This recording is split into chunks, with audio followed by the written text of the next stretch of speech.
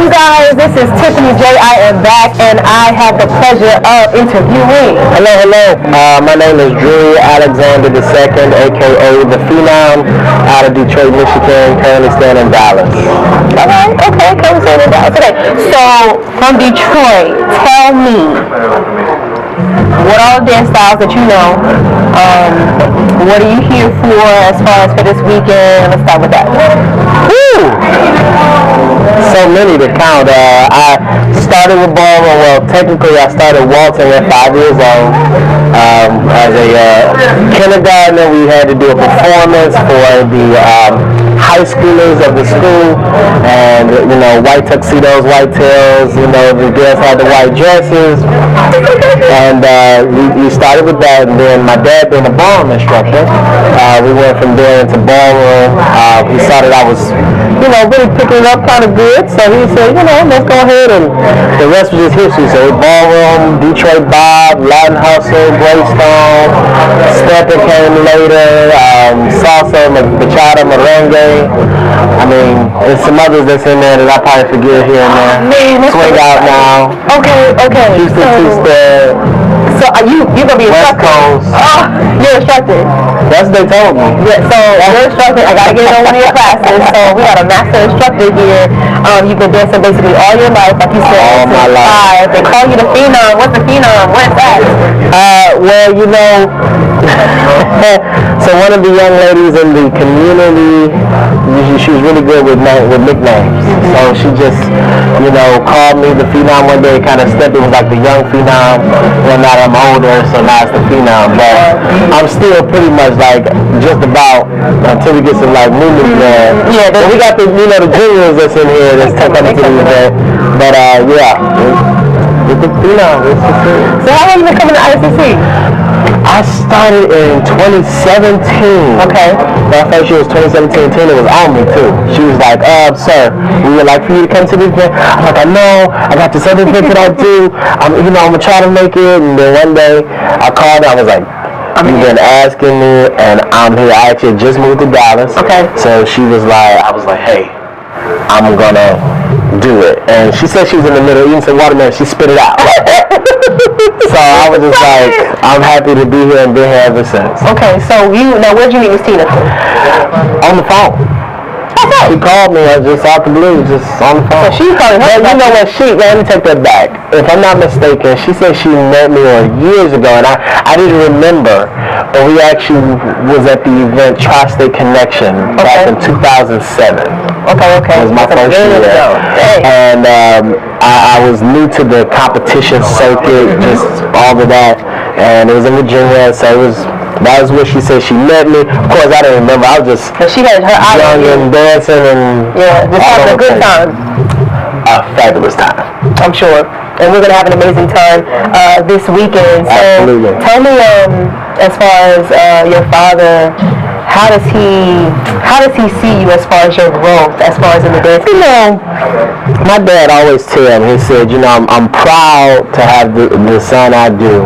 And he said, what makes me even prouder as the parent or as the person just watching is not seeing him do what he do, is watching other people see him do what he do. Okay. And to see other people and the excitement and the influence and all of that he sees from them, that's what really does it for him.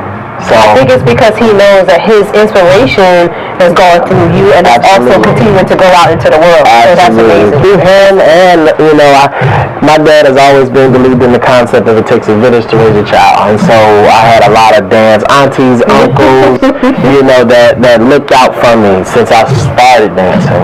So nobody was ever worried about if I wasn't with my parents, that I was with somebody that was going to keep me in check, knock me upside the head if I needed to, if I wasn't acting like I needed to.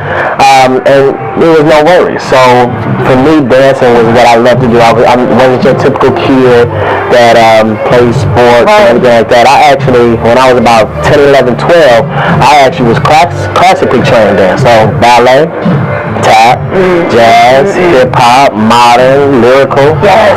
I did all that. Even through middle school, we had dance classes there, and, did the modern, the African, did all of that. So dancing has always been like in my blood. It's always been there. Let's perfect. Because I feel you right now. I started just like you, modern tap ballet when I was in New York, and then when we came to Charlotte, there wasn't classes like that, and so my fix was being a dance girl in a marching band, and then I stumbled upon Public Charlotte Steppers Club 2015. You know what? Like you said, with the aunts and uncles, like that's what they felt like. It's a family. I could tell you had to have some type of marching band in because you was over here couldn't stop moving. I had to be the drill sergeant or something, Well, I want to make sure I definitely attend one of your classes. This is my first time here. Really? Well, you're going to have a great time. I'm sure. It's always a great time. They put on a wonderful event, wonderful thing. It's awesome. What would you tell somebody that's upcoming, if this is their first time, their umpteenth time, what would you tell them to expect for this year? To continue to learn. Expect to continue to learn. Expect to dance with people that you've never danced with and that you have danced with, and continue to learn. Because it never stops. It never stops. I've been given the name a master in the Steppin community, but that doesn't stop me from continuing to learn this dance as well as other dances. So just don't stop. You come in, take all the workshops, and it's an all-inclusive event. If the nutrition is there, go ahead and partake of it. Go ahead and eat. So I have two-fold question. Is the dance evolving, or do we stick to the fundamentals, right? Because I want to know, where do you think it's going in the next 5 to 20 years?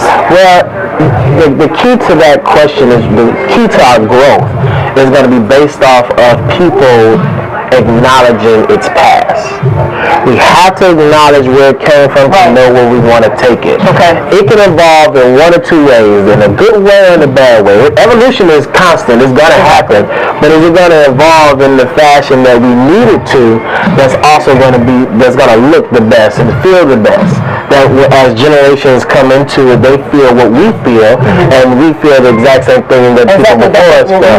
And that is where we got to make sure we keep the most purest form of whatever we're doing. Learn whatever dance genre it is, learn it in its purest form, and then learn how to be creative and evolve it instead of just trying to take it and make what you want to of it. I agree. Make what you want to of it, and then now it lacks the integrity that it used to have. What he said. So that's very, very important. So in dancing in general, especially, with it being, this is a culture, like black culture, from Lindy Hop, Jitterbug, all the way down to everything, they're all cousins of each other. We have to maintain it, and we have to understand it because it's ours. Before somebody else get it, and then make it what they want. That's a whole nother story. That's another story. We may tune into that later. But you guys, it has been a pleasure. I'm Tiffany, Jaye, Drew. Where can they find you if you're So I'm on Facebook. My regular Facebook page is like full, so that's Drewry Alexander. But I have another Facebook page, Smoothtivity Dallas. Smoothtivity Dallas. So make sure you look that page up. I'm also on Instagram at Smoothtivity_Dallas. All right.